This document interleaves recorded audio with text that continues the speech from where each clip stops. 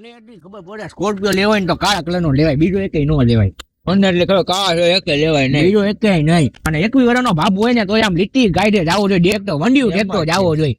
ખબર પડી જાય કે આ મૌલિક ભાઈ નો ને આયુષ ભાઈ નો હે ને સ્કોર્પિયો નીકળ્યો કાળા કલર નો, એટલે બધી ડેલી તાળા લાગી જાવ જોઈએ. એમ જ છે થવું છે. હા, અને નાના નાના છોકરા આવતા હોય ને એની બધા ઘરમાં નાખ દેવાના, બધાને તાળા લાગી જવા જોઈએ. દીકરો સામે આમો રોતો. હા, હા એમાં જમીનમાં કબજો કરવાનો. કેમ કબજો કરવો તાર ડાયરેક્ટ? એ જમીન ના ગેટે લખ્યું છે એમ. એમ રાખ્યું છે?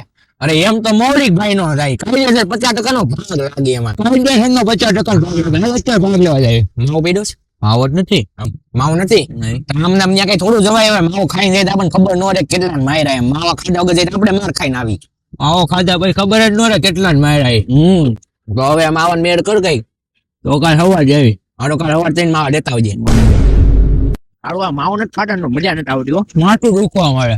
એ મારા પપ્પા શું ખાધું બે? કાંઈ ને કાંઈ ખાતા.